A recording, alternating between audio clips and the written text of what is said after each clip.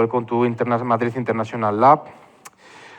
Hoy creo que es un día muy importante porque, tal y como comentaba con Claudio, estamos ante la unión del emprendimiento, la unión de la innovación y, sobre todo, la unión de agentes externos, se podría decir, al emprendimiento, pero que buscan algo común, que es mejorar la calidad de vida en las ciudades, mejorar Europa y mejorar todas sus grandes ciudades. Y sobre todo esta iniciativa, que llevamos ya bastante tiempo hablando de ella, me gusta por uno de los motivos que creo que es de los más importantes que debemos tener en cuenta, y es que es una iniciativa europea con startups europeas que se interconectan entre ellas. Actualmente en Europa existen diferentes hubs de innovación, diferentes hubs de emprendimiento, existen diferentes iniciativas. Aquí en Madrid estamos llevando algunas, en Viena se están llevando otras, Berlín, París, cada uno estamos haciendo diferentes iniciativas. Y unirnos todos a través de la universidad, a través de entidades como son administraciones locales, a través de diferentes administraciones, consigue lo que yo creo que es para lo que se creó Europa inicialmente, que es que todos estemos interconectados y que lo que se haga en Madrid se extrapole a cualquier otra ciudad, que Viena y Madrid estén unidos, que también puedan hablar con Berlín, puedan hablar con París o puedan hablar con Milán. Creo que eso es uno de los grandes aciertos de esta iniciativa y por supuesto, uno de los grandes aciertos de la UPM al unirse. Nosotros desde Madrid, desde luego, afrontamos este gran reto, que es la neutralidad climática en el 2050, que la Comisión Europea nos ha impuesto a todas las ciudades de Europa. Y lo abordamos desde una estrategia de sostenibilidad conocida como Madrid 360, en el cual buscamos reducir el 65% de los gases de efecto invernadero de la ciudad, una apuesta muy ambiciosa que además tiene que estar realizada, porque nos hemos comprometido el propio Ayuntamiento de Madrid a realizarla en menos de 10 años.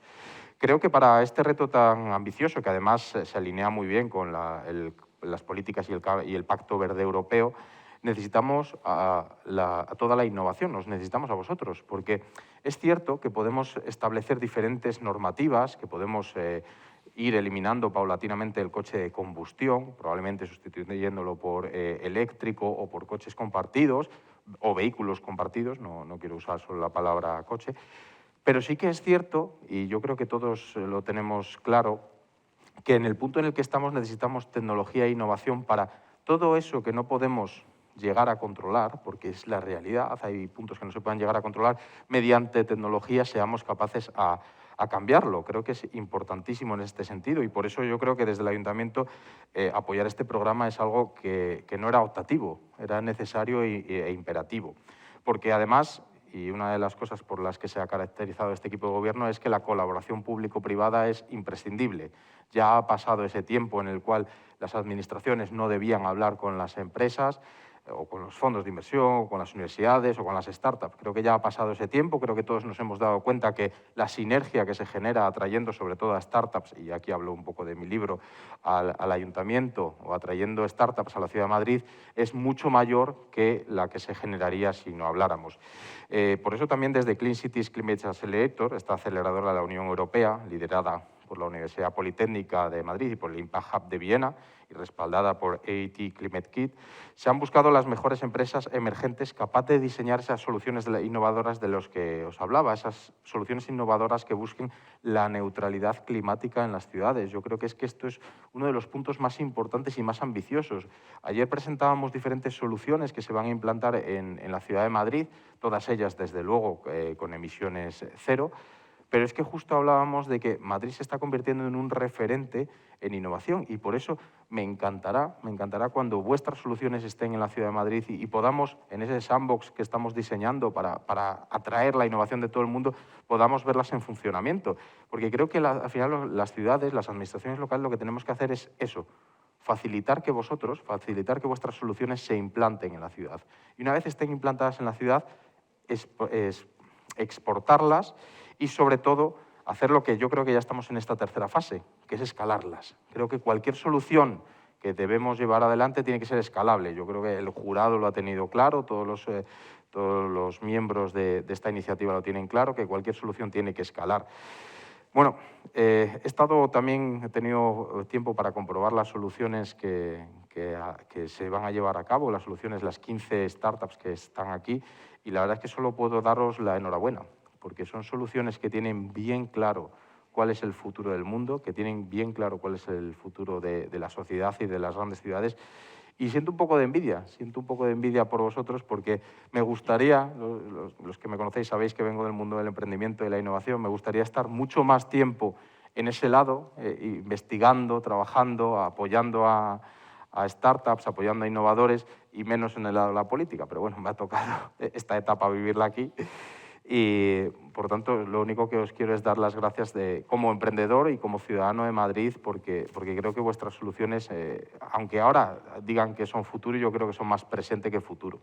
Creo que esas soluciones deben estar en las ciudades cuanto antes, porque aportan lo que yo creo que todos buscamos, que es la mejora de la calidad de vida de todos los ciudadanos de estas grandes ciudades, que al final es el futuro. Yo lo digo siempre, no le gusta a mucha gente, pero creo que el futuro del mundo no son los países, son las ciudades. Creo que el futuro del mundo, los datos son bastante relevantes y clarificadores en este sentido.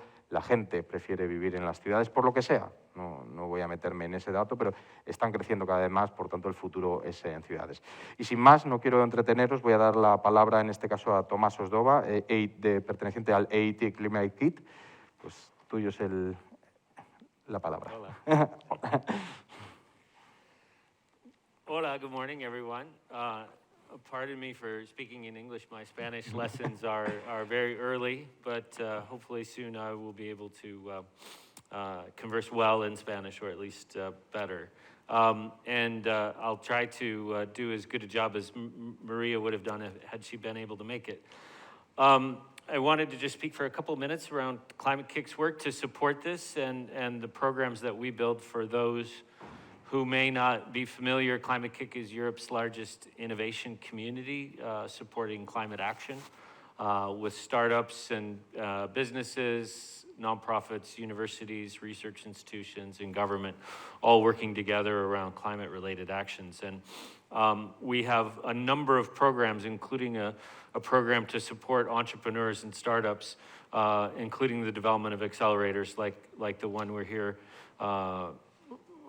with a very exciting program ahead. And it's a really great example of how to build the collaboration that we need with city governments, universities and knowledge institutions, as well as businesses and entrepreneurs to explore new ways of solving the climate and sustainability challenges that we face. Just very briefly, another of our programs is centered around helping cities. We have been working very closely with the City Council of Madrid and UPM together around their climate neutral program ambition and in a program that we call Healthy Clean Cities, and some of you may be familiar with it. And it has been sort of a forerunner of the recently launched European mission for cities on climate neutrality that launched back in October and is now looking to identify the 100 cities across Europe that will be leading the European and really the global effort around cities to demonstrate leadership on climate action. And we're supporting that mission through a consortium of 33 organizations across Europe. UPM is part of that consortium that Climate-KIC is leading. It's called Net Zero Cities. You'll be able to get more information on that. We can share that with you. And that's going to be a very powerful way for cities to do more to help on many fronts. One of the things that came about as a result of our cities program was connecting Madrid with the city of Vienna, which is another city we're working with, who established an accelerator and impact hub and shared information about how they were working. And so for the last year and a bit, the two cities have been working together to share information and work together. And I think it's been a good example of how cities can help borrow good ideas and share information across their geographies and allow partnerships like this to flourish. And it's been very exciting to see this work in Madrid as it's connected with Vienna and the other way around.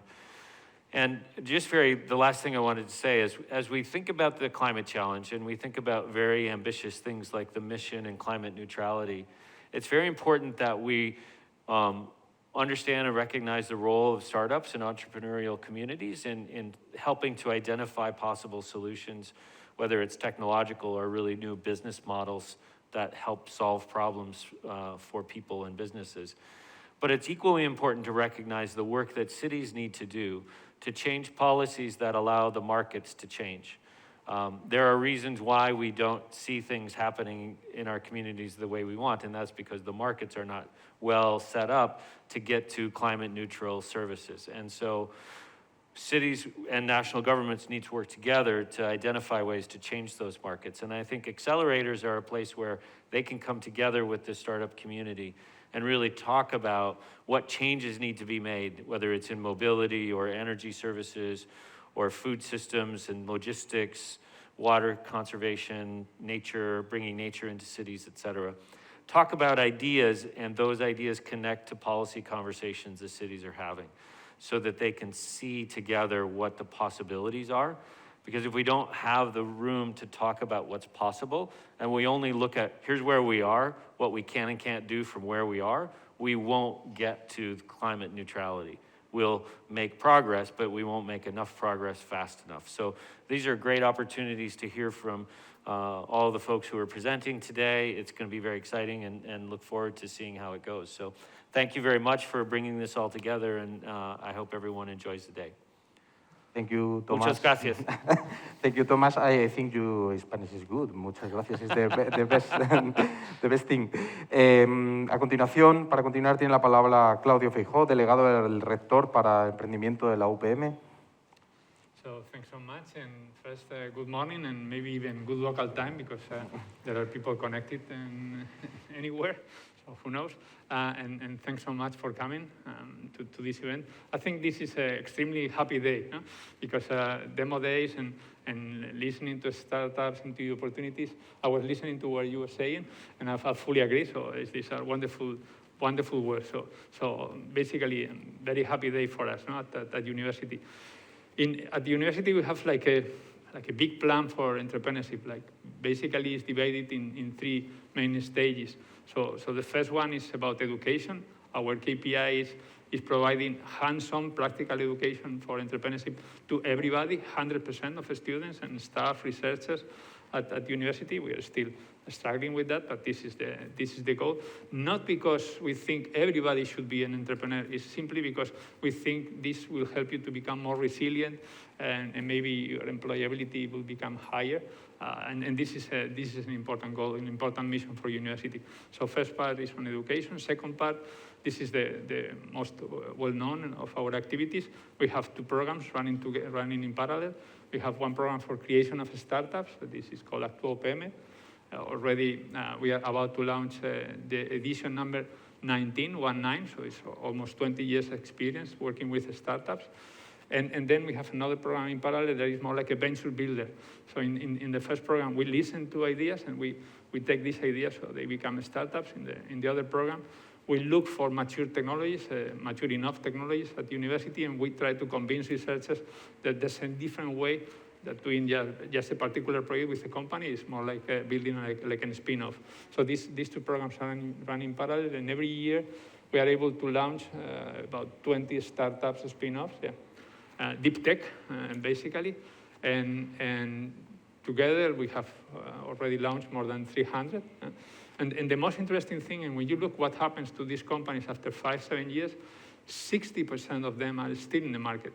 So that means two things, two very important things. Technology makes a difference, so maybe they are not scaling up, but they are doing something connected with technology, and this increases the opportunities. And second, if you keep quality high, and you don't tell people just launching a startup, you tell people launching a startup when you are ready, when you're really able to provide something to the market, then you succeed. No? So the death valley, that is one of the biggest problems with startups, in our case is smaller or has a lower rate than in other cases. And then the third part, and this is connected with today's, we have like an umbrella program for acceleration. Technically, what we really do is pre-acceleration, because we don't have the means today, at least, to do real acceleration. It's really scaling up.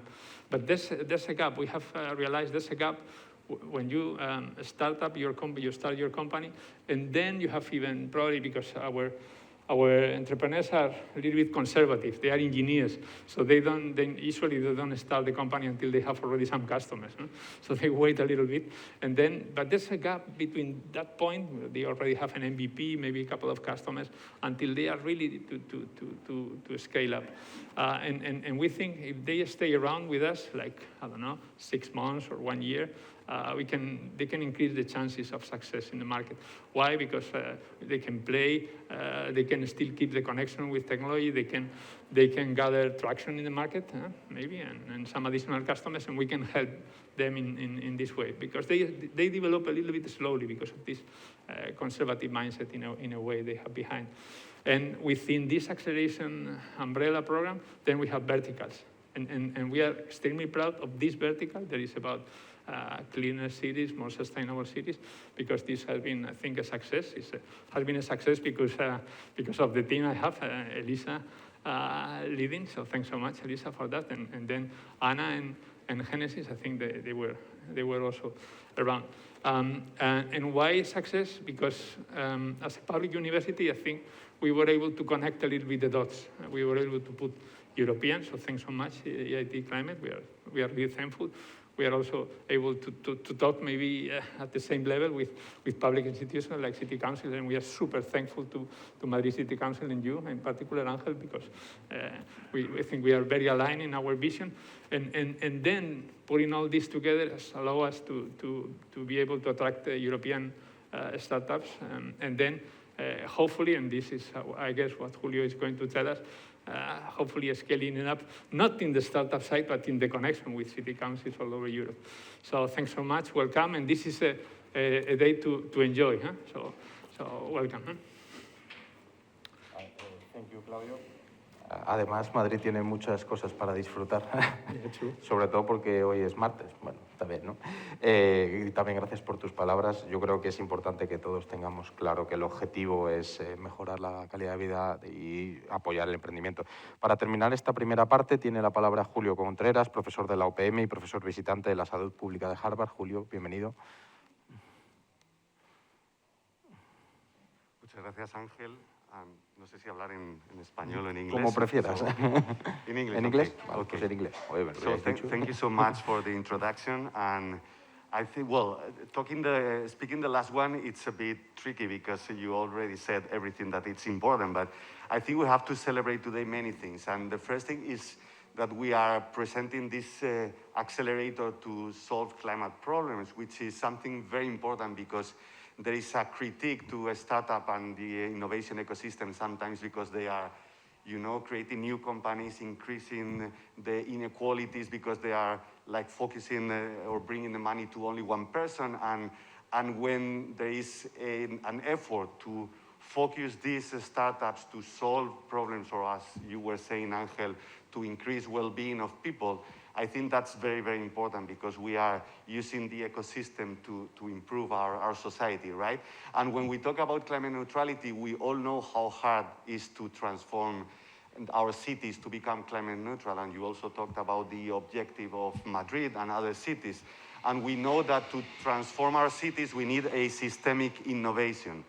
And that's so hard because we need to complement regulation with fiscal incentives, with technological innovation, social innovation, and we need entrepreneurs to also solve the problems, right? And I think they have a good, a critical role there because they can work, as Thomas was saying, mainly in two things from my perspective. One, on new business models that are needed to really tackle the problem. And second, helping the behavioral change that is needed because nothing will change without citizens' engagement, citizen change in their behavior, right? And that's where I think startups play a huge role, right? But the problem is that we know that that's necessary, but how we can make this happen, right? And that's where I think these kind of programs and the mission approach that Thomas was talking about before makes a big difference. And the European Commission launched this cities mission which aims at having at least 100 climate neutral cities by 2030, Madrid will apply to be part of this mission, and hopefully you will be admitted, right? And this mission is a way to gain scale and to make this happen easier and faster, right?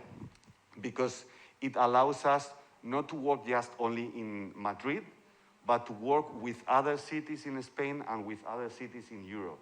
And I think that's the good news, that we can gain scale and momentum, and we can increase the market if we collaborate with other cities. And in Spain, we've launched the Spanish platform for climate neutrality in cities, and yesterday we had the good news that 4 cities signed with the Vice President of the Spanish government a climate city contract. So now we have 8 cities leading this process in Spain. Madrid signed the first wave of contracts with Barcelona, Valencia, and Seville. So that were the 4 first cities. But yesterday, Zaragoza, Vitoria, Valladolid, and Soria also signed the contract. So now we have 8 cities, which account for around 8 million people in Spain. And I think that's the market you as startups can have. And that's a great news, because when we work in collaboration with other cities, things are easier to be implemented, and I think the market is bigger, and we can connect with these cities. And it's the same with other European cities, because this cities mission will have at least 100 cities.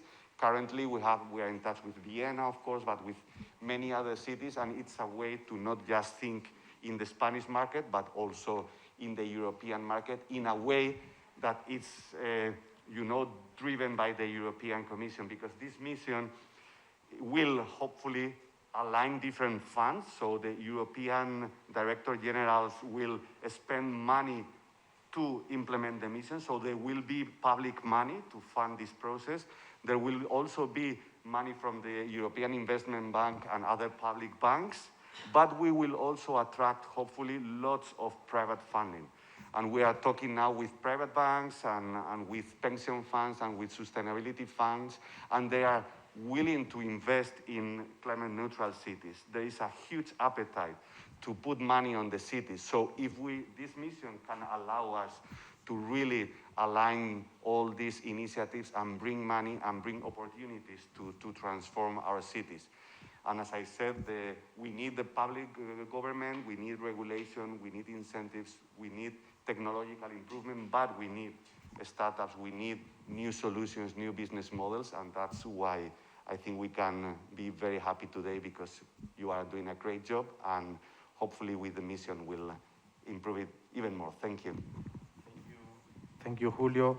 La verdad es que it's very important the collaboration with another cities, and the great news that another cities of Spain enter in this kind of solutions. Thank you for coming. Gracias a todos por venir. Disfrutad, enjoy of the journey, and the next, la próxima mesa, entra ya. ¿Sí? Muchísimas gracias. Thank you.